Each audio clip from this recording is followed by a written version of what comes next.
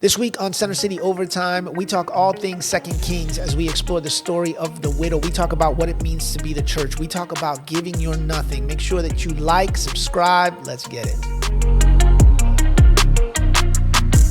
Welcome to Center City Overtime, a weekly podcast where we take a little more time to dive into Sunday's message.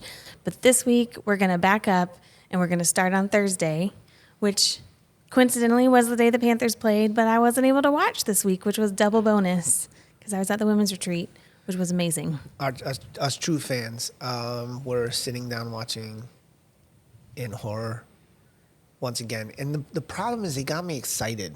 Like, there was excitement, and then there wasn't. But, we don't have to talk about that. I know. I really I actually set a boundary for my own enjoyment on the retreat and didn't go back and read anything. There was a moment we ended a little bit before 10, and at that point, one of the girls who also loves the Panthers came up to me and she was like, "We're up by 1." And I was just like, "Nope, I'm just pretending that this isn't happening." So I stayed and played games with people, and by the time I went to bed, I saw that we had lost, and I wasn't that surprised. But Surprise. Yeah. But Yeah. What were you doing Thursday? So we were at the women's retreat crying. Why is it that when you talk to women, it's almost like the value of the weekend is how much they cry? I know we joked about that a lot. I think part of it, there's something healing in having the freedom to cry when a lot of times you're trying to hold it together, either because you have kids around you that just you can't lose it in a moment, or just don't feel socially free for that. So I think there is part of that. But this week especially, God just moved. And particularly Pastor Stacy came, and she, the Spirit had motivated her to speak on Job, which if you're familiar at all with the book of Job, it's not typically what you would think of for let's go on a women's retreat and talk about suffering. But the idea was that so many of us carry things that we are feeling pain over, or things that we really are suffering, but we don't actually allow ourselves to fully experience them. And if we don't do that, then we can't fully hand them over to God. So on Thursday night, we actually spent some time in mourning for those things that we have lost. So just like you watching the Panthers game, except our mourning was more productive. Just as much crying. But then it was great because it kind of set that tone of, we're going to be real. We're not going to pretend everything is perfect in everyone's lives. And then the Lord really met us there. It was really powerful. So there was some crying, but it was all really good crying. But it is true. The mark of a good women's retreat is some people crying. So big shout out to Pastor Stacy for bringing the word and for searching God's heart on behalf of our women and figuring out what he had to say for them and for the season. That's one of the constants that I kept getting back was that it was a word that so many people needed. Mm-hmm. And that only comes through season time in the word and in prayer. So thanks, Stace. She killed it. And really, I said this to all the women who were there, but a huge thank you to your wife, Jess Hernandezs, because it was really her vision. We joked about how we were on the drive back from Ohio all the way back in August, that she started sharing a little bit in the car. We joked because Marilyn was in the car, but she was asleep in the back. So when we were sharing, we were all in the car, that God had really put this burden, I would say, in her to see the women of Center City reawaken to everything that God has for us. And so that's what she had shared with Pastor Stacy, who then listened and heard from the Lord on what in particular to preach in our main sessions. But I feel like that's really what happened, and a process that will continue to happen now that we're back. And it was really beautiful. Speaking of Jess, she is 45 years old as of yesterday. Oh, so yeah. Happy birthday, Jess. Love. Happy birthday, baby girl. I just thought I'd throw that out. What did you do to celebrate? We're going to, it's so tough because I'm trying to figure out, we are going to dinner. Okay. And I was like, hey, babe, what do you want for your birthday? She said, well, this dress that you bought me and a dinner to wear the dress that you bought me to, which is code for she already got her birthday gift and she just I don't buy my wife clothes, and she really wanted a dress, so that's good. I mean, she got what she wanted. Absolutely. I was asking her about it on the retreat, and she was saying she's not a flower person, that she's always like, I don't want flowers because I can't eat them. And I just really love that sentiment. I do actually like flowers, but she was like, so we're probably going to do something to celebrate that involves having a nice meal.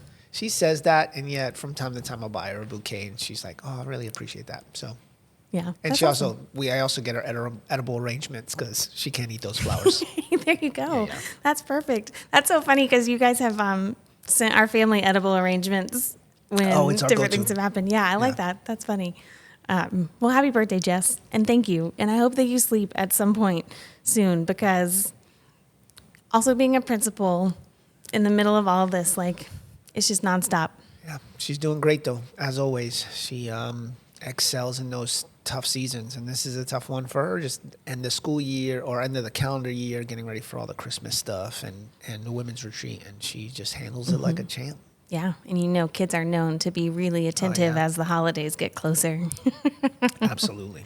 Awesome. Well, we are still in our Pure Religion series, and this week, before we get into the actual message, we featured a partner that it is one of those things where I really hate that we have to have this type of partner, because we featured Present Age it is a ministry that is combating trafficking of girls here in Charlotte. And you shared a video that, like, oh my gosh, I thought I was done crying at the women's retreat, and then I saw the video. It's a tough one. Yeah. Share a little bit about why it is important for us as a church to be engaged in supporting Present Age, both with our finances and our time. So in this area of trafficking and exploitation, unfortunately, we're seeing that happen at younger and younger ages. And specifically here in Charlotte, I think it was several years ago that I was made aware of just the amount of trafficking activity that happens here in the area. So we're a little bit of a central hub to some of the, a lot of the East Coast wing of trafficking, and we're just a hub for that.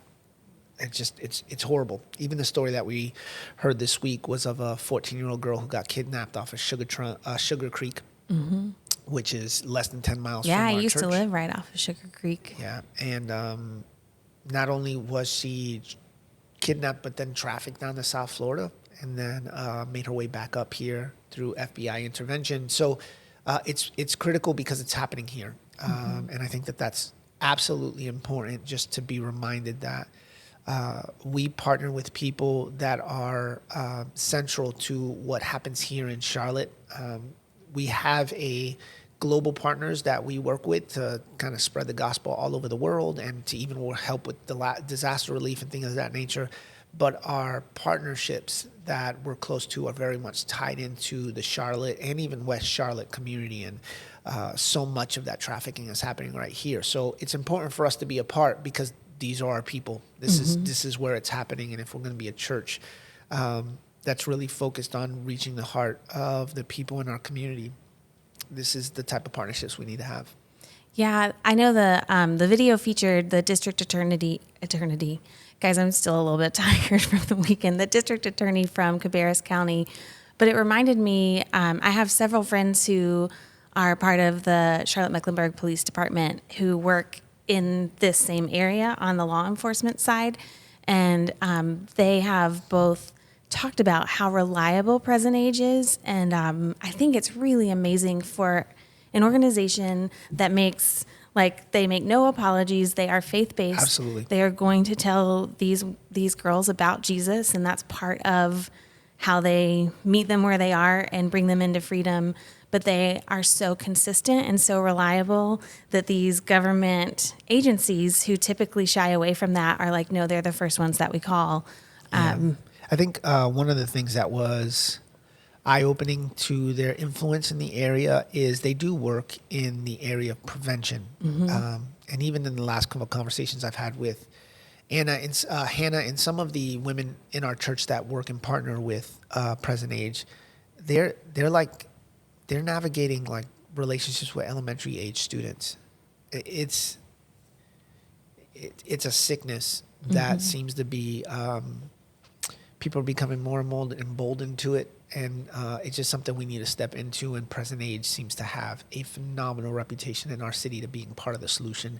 And they are, to your points, faith-based. From the moment you step on their website to the moment any conversation with any of them, the solution is Jesus, and they are Jesus being presented to these women in really tough and crazy times. So it's a great partner that we're proud to kind of lock arms with. Yeah, we absolutely are. And like Pastor John mentioned on Sunday, we do support them. They're part of this miracle offering that we are doing between now and December 10th.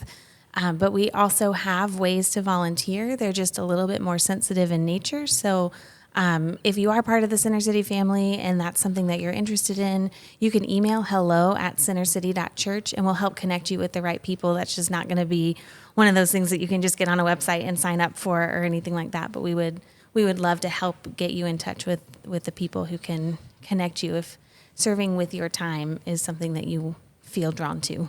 Yeah, big shout out to Lisa Hanna, who I know is really involved. We have Piper, who is a part of our church family that actually is on staff at Present Age. So it's a partnership we're really kind of connected well with. Yeah. So definitely, I love this miracle offering season always because it's exciting to be generous, and it's such a for me, it's actually like a preventative mindset as Christmas comes, and to think about like what can I give, and but it's also fun because we get to feature these partners, and so we get to spend a little time talking about them because we're working with them all year long.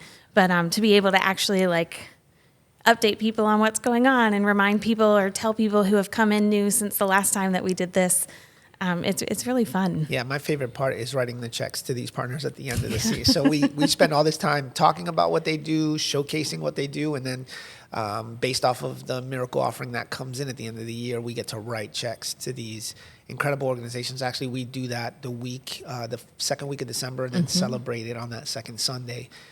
So that's a fun part. Yeah. I feel like Pastor John's over here like this.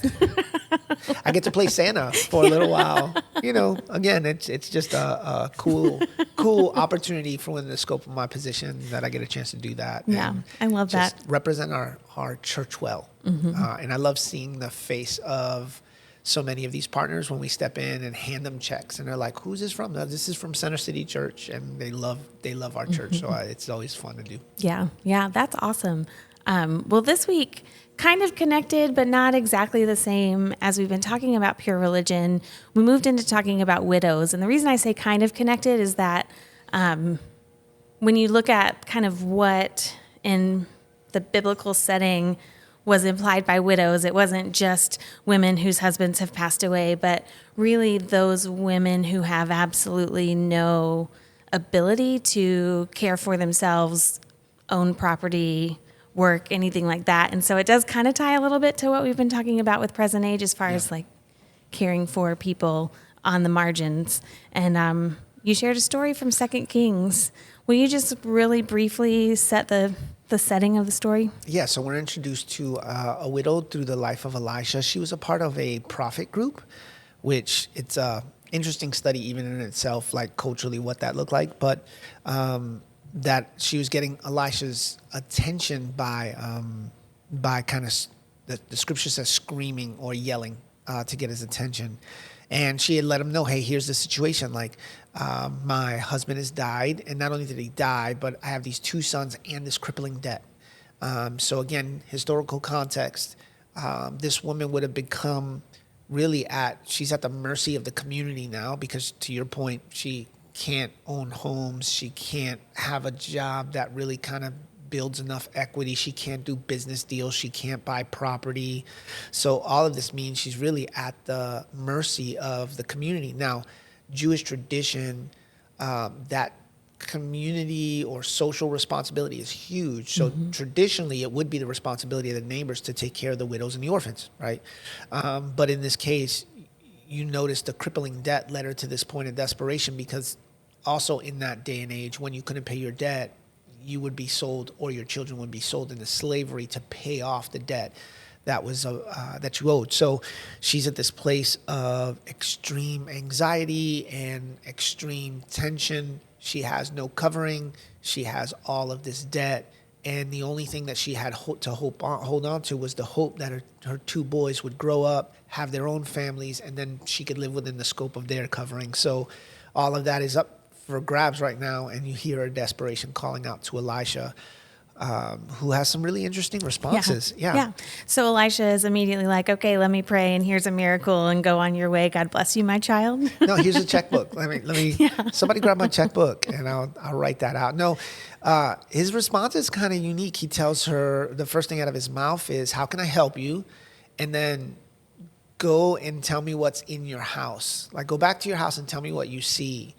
Again, I think Sunday, even as I read through it this week, I'm always curious as to how she would have received that. Because I know at this point, if I would have already come, I'm already at a place of desperation, which really means that I probably already did the work of trying to figure out if there was anything in my house that could fix this problem, and there's not. Otherwise, I wouldn't be here. If I could have solved the problem without you, I probably wouldn't have asked you to help me solve the problem.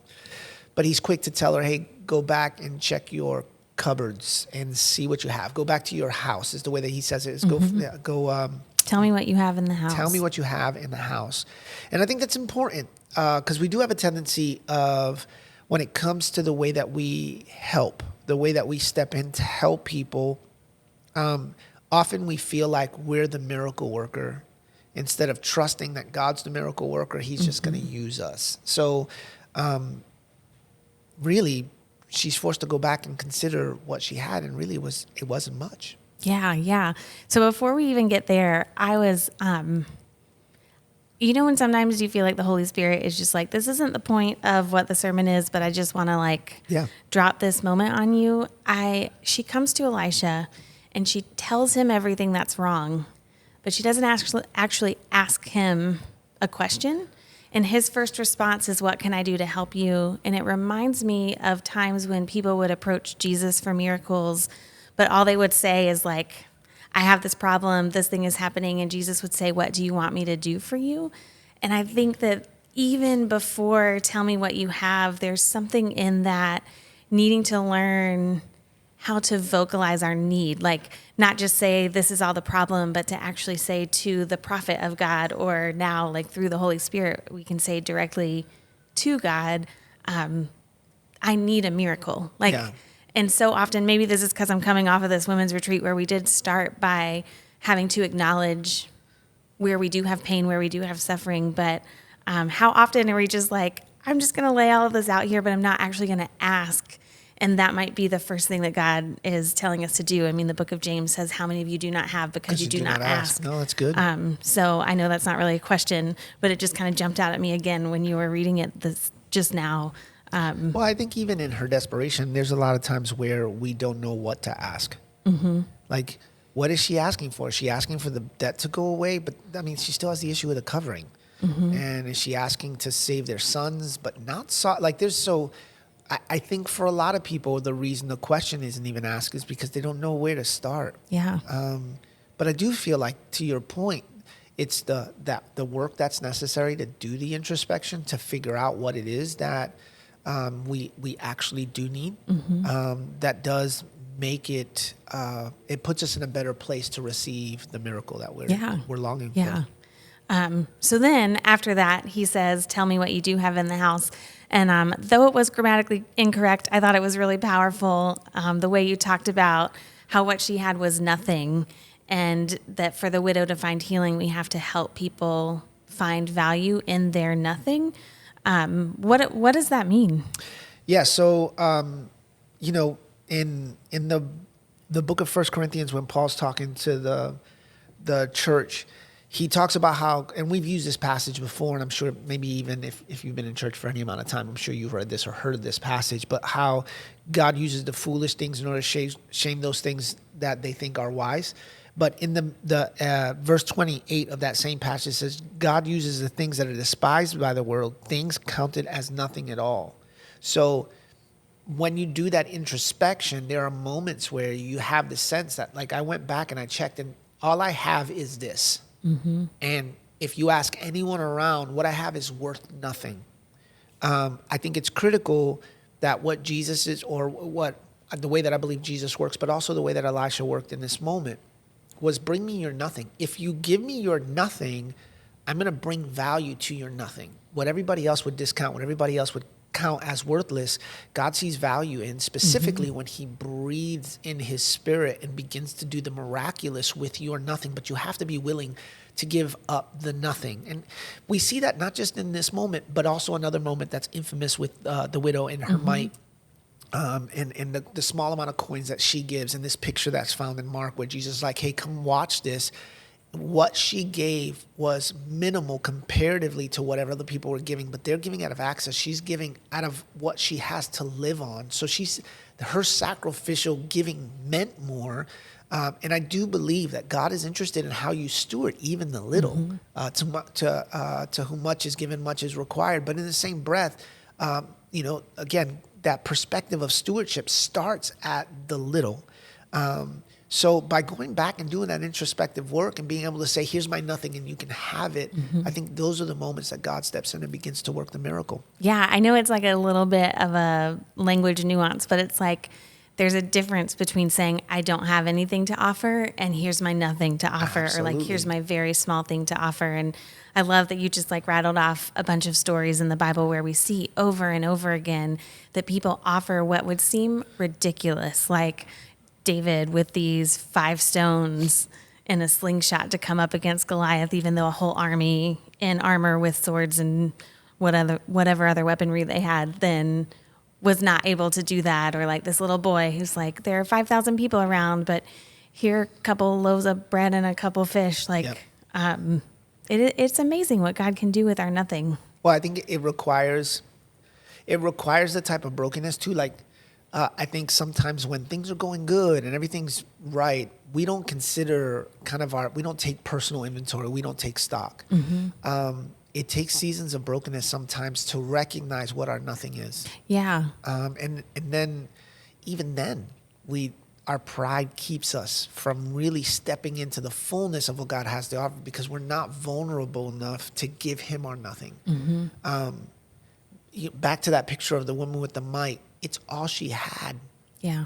When you're living in that type of desperation, God shows up. He absolutely shows up time and time again, when it is just a sling and 5 stones, when it is just a stick. And if you read the rest of that passage, we know why. Ultimately, is so that no one else can boast in the presence of God, right? Like I've said this often, when my life is done and John Hernandezs is just but a vapor of memory in the mind of his children and grandchildren, my prayer isn't that they would remember my name, but they'd be in awe of the God that I represented. And not because of the work of my hand, but because of what he did through me. That perspective requires me to give God my nothing. Yeah. Not just out of the excess, but even the core of who I am. Here I am. Here's my brokenness. Here's all that I am. I lay it at your feet, knowing that you're going to show up and bring value where no one else sees value for your name's sake. And when they see the work of my hands, that like the disciples, they would be like, this is just an average, ordinary, unschooled, uneducated fool. He must be with Jesus. Like, he must have connected with a bigger power. Otherwise, this isn't possible. And that's my prayer for our team. That's our prayer for my prayer for the church. It's my prayer for my boys that live the type of life that points to a God that stepped in and did miraculous things with nothing. Yeah. Yeah. I also think some of it requires just refocusing where we're looking, because I think sometimes my hesitation in this is I see the vast need and then I see the very little that I have to offer. And it seems like it almost doesn't even matter. Like, what difference is this mite going to make in the offering box when there's this much need? Or, what will this actually accomplish? And so I have to shift my gaze from the problem, whatever I'm giving to in that moment or whatever the need is, to the God who's going to supply the answer. And so then it's, what can I offer up to him? But it's no longer dependent on what I have to see the way that the miracle is going to come. That is a phenomenal point. And I think one that's missed quite a bit. People are often like, well, what do I have to offer? And the truth is, you're nothing, right? What you have to offer is you're nothing. And by its very definition, that thing in and on its own will measure to nothing. It's when you put that in the hands of the Savior and he does the miraculous through it that value is brought. So, yeah, I think that is a ploy of the enemy often to get us to think, it doesn't even matter. It doesn't matter. No, it absolutely does, because your nothing without God is nothing, but your nothing in his hand becomes everything. So it actually does matter. That's a great point. Yeah. So the widow basically says, I have some of these jars. Yeah. And then Elisha tells her after that, he's not like, okay, now we're going to do the miracle just in your jars, which you might have expected. Like, we've seen in the Bible, there are times that one jar of oil doesn't run out. So God can do anything. But instead he tells her to go borrow whatever she can from her friends and neighbors. I know we're using some imagination here, but how do you think that would have made her feel to be told, like, now I want you to go ask all the people around you? I mean, I guess I'll ask you the question. If you were in a season of hurt, asking someone for help, and their response was, go ask some other people for help, how would you feel? I mean, I think for me, pride would be a big issue, because sometimes it's easier for me to be open with God about my need than it is for the people around me, because I want to look like I got it all figured out. So even though in her situation, there was probably no way for her to look like she had it all figured out, I do think pride may have still played a part in, like, now I have to humble myself and go door to door and ask people for empty jars, which might seem like a really strange request. Like, I'll tell them Elisha told me to, so that they know, like, I love this that. is from God. This isn't just me. I love that. I don't need your jars, just Elisha. He told me to ask you. But yeah, I think I would have dealt with that a little bit. And then I might have been frustrated with Elisha, or with God working through Elisha. Like, I don't have a lot of time here. I've come to you. I'm at the end of my rope. These people want to take my children. And now you're asking me to go door to door and ask people for empty jars when I already have empty jars. Like, again, knowing we can't know for sure, but I think that was a bigger ask than we realize on this widow. Oh, no, I absolutely think it was. I don't think that's a stretch at all. But because she was obedient to do what Elisha asked, what do you think she benefited from stepping in and learning to lean on community like that? Oh, well, I mean, I think there's this like openness. Once you've gotten past acknowledging your need, then it's like, well, now it's all out there. So like, now I can just be real with everyone else. She was also supplied what she asked for from everyone. She didn't, that we know of, go to any homes where they were like, no, I don't have anything for you. I can't help you. And so to see that door after door, people gave her what they could, that's also encouraging, because she may have felt alone, and maybe the community didn't realize how they could help her in this, or they didn't know exactly. That's going to be my next question, is how you would have felt as a neighbor. So get ready. But I do think there was probably this relief of, oh, my neighbors do care. They are trying to give what I'm asking for. I think it's also important to remember that often we see miracles in a moment versus a season. And I think this could have rallied the community around the idea that this widow was in need. I also think that when God shows up in the miracle, there's this chance to see, for other people to play a part in the miracle and see God showcase through their generosity. So I think that's important too.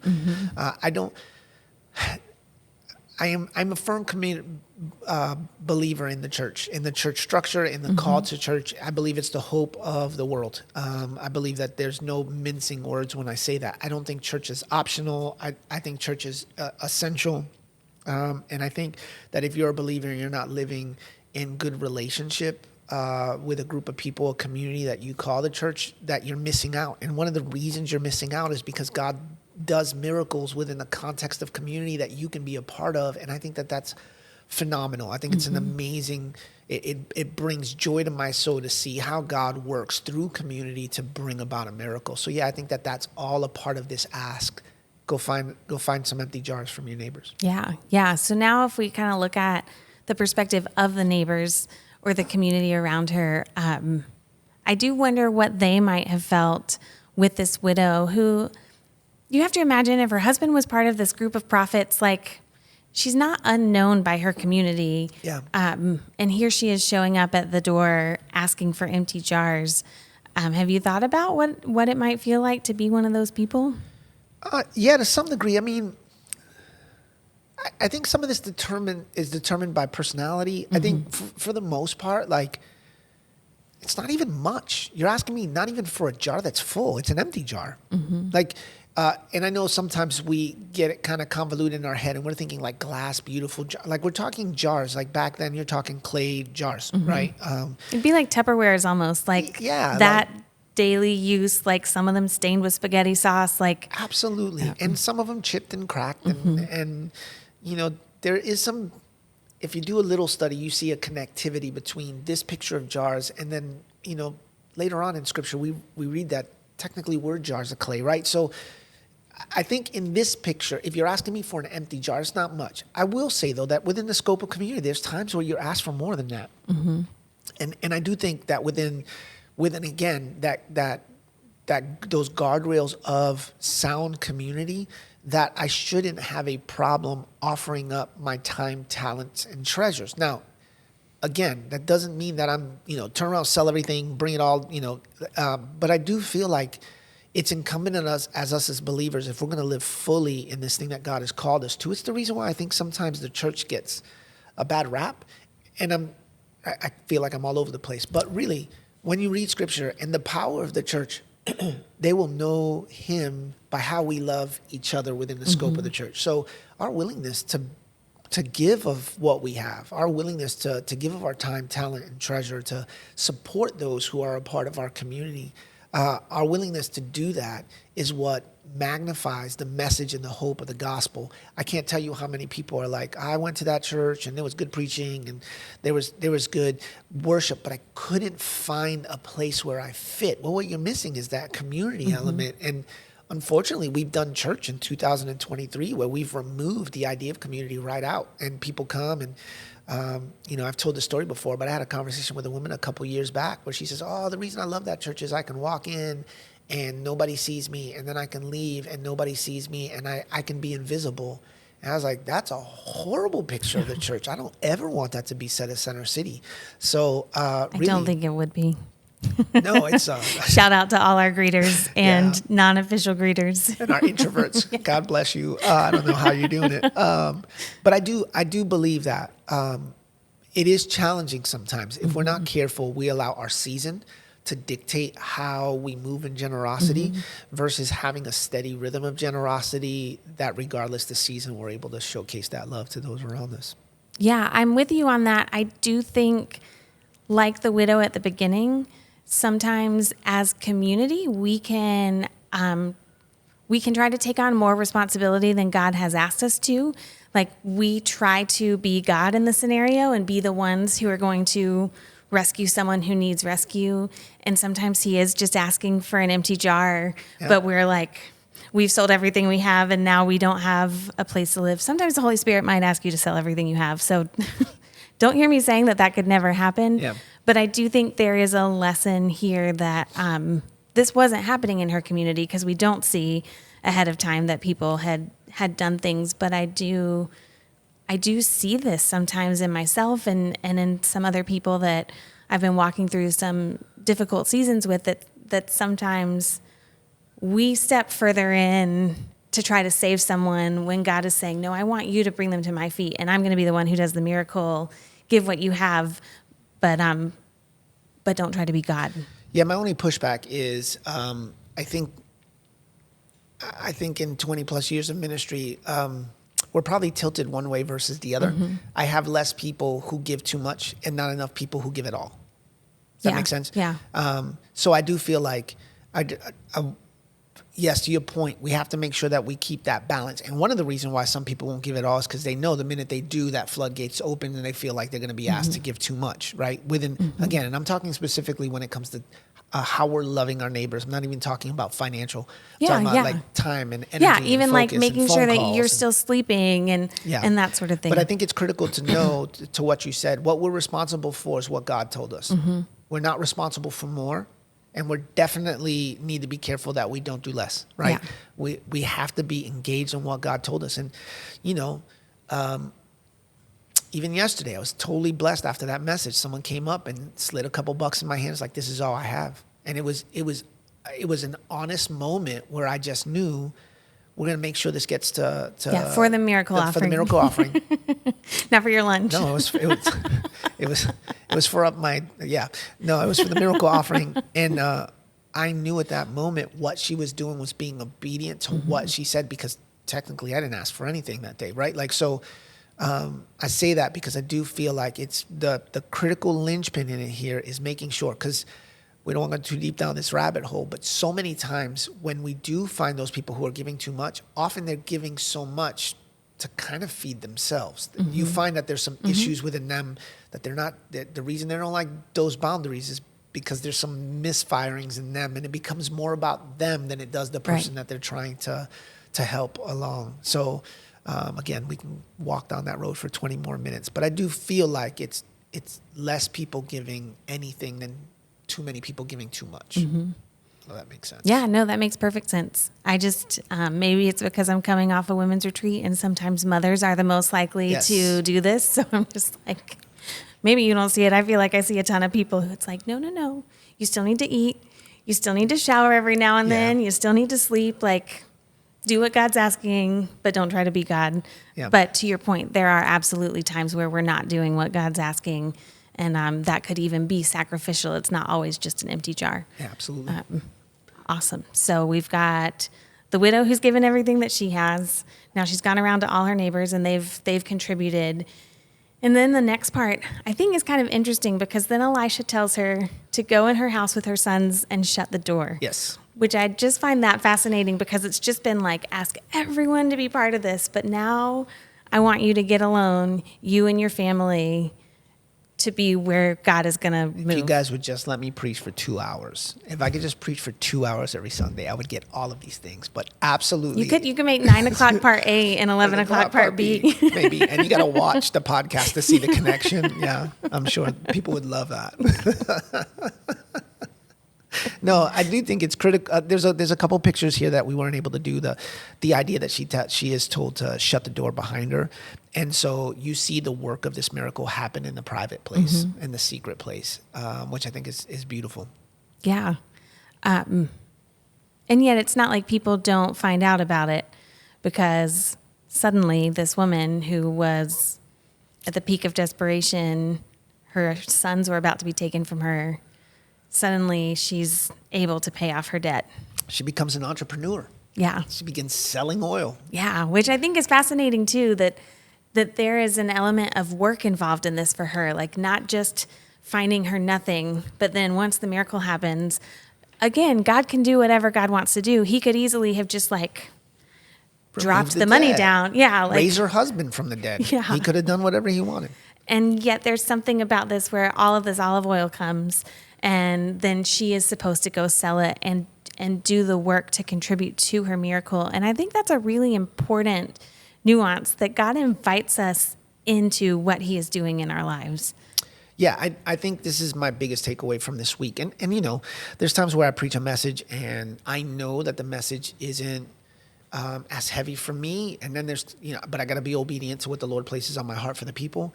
And I thought there was a couple things in this message that was for everyone in the room, but if it wasn't for anyone, this idea, I think sometimes we fall in love with the big emotional moment of a miracle and forget that often these miracles created sustainability. Mm-hmm. Like, it was the beginning of a new rhythm for this family. The prophet is quick to say, hey, sell everything, and then when you've paid off your debt, live off the rest. We see this perpetual stability that begins to, because God is absolutely concerned about, hey, here's this miracle that you need.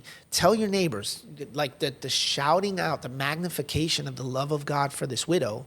P.S., as you continue day to day, you now have the community around you, the community that you felt isolated from, that you might not have been connected to. Now that community is here to support you, and you have a sustainable business because of this miracle. I do believe that often, specifically as Pentecostals, so I'll put our junk out there, we fall so in love with that moment at the altar and forget that the moment at the altar is in order to create new rhythms of stability in your life, that God can provide for what you need and access in order that you can be a blessing for other people and jumpstart their miracles. So that's the big takeaway this week for me, has been that stability, just that God creates these moments of the miracle in order to create new rhythms of stability in you, that you could find that rhythm and see not just what you need, but access in order to bless others. Yeah. Yeah.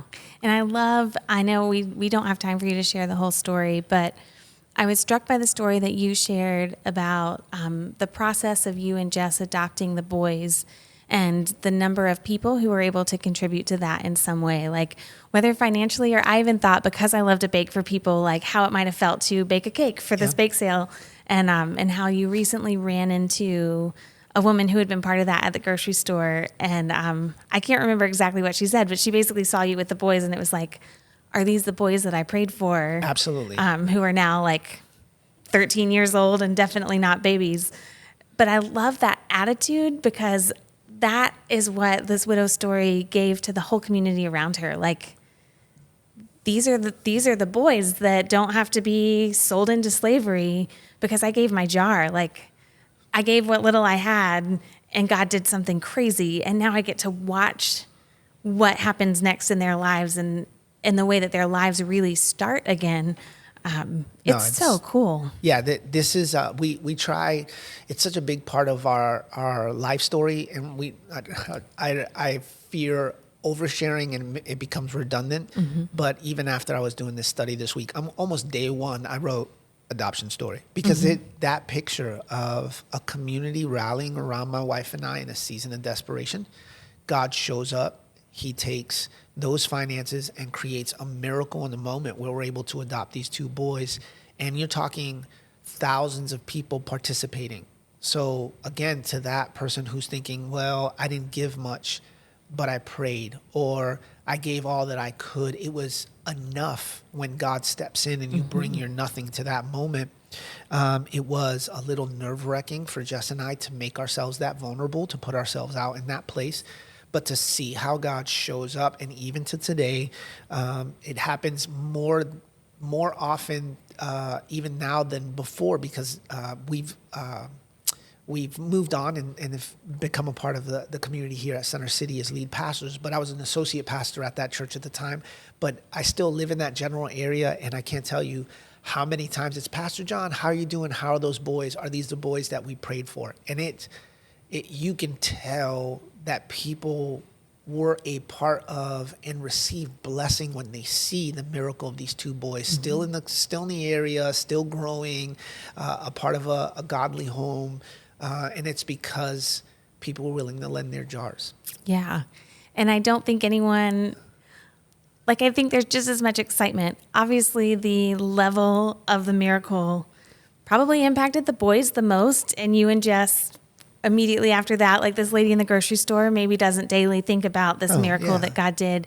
And yet, when a community comes around, we all get to claim that. Like it becomes something that increases our faith in the goodness of God when we get to be like, I was part of that. Like, I saw God move in that way. I saw what seemed to be impossible, and we all just gave our nothing, and somehow God did a miracle. Like, I think that as a pastor, so often we get to be kind of privy to some of what people are walking through that you might not otherwise know. And there are times when even some of these babies around the church that I see, and I'm like, oh my gosh, I remember when your mom was in the hospital and we were just praying, and now you're like 4 years old and getting into trouble. And every time I'm still like, man, remember when we were praying? It's so cool. But and remember, like, there's always going to be widows and orphans. And I mean that because the broken will always be among us because we're broken. Like, that's not a stretch. That's not a stretch. We're always going to have people who are navigating seasons of brokenness. And what this picture provides for me is, I think, a picture of a healthy church where the broken come, they've received their miracle, that rhythm starts, the sustainability begins. You see these people step into a beautiful relationship with the Lord where there's not just one miracle, but there are multiple miracles. Like, I need miracles all the time in my life, right? But out of the excess of what the Lord is doing, we get to play a part. And when broken people walk in the door, we're like, here's our jars, here's our jars. And yeah, because who do you think is going to be the first to give her jar away if someone were to come up walking and ask? It's going to be that same lady who accepted everyone else's and saw what God did. Like, take them. Isn't that the picture of the church though? Like, let me introduce you to this God who takes my nothing and makes it into everything. Yep. All you have to do is lean into community and be obedient to what he's saying and good. watch him work. And the beauty of that is when we do that well, we are making disciples who in turn then make disciples. Yeah. Which is what it looks like to be a disciple. Come on. Any last words of wisdom you want to offer from this story?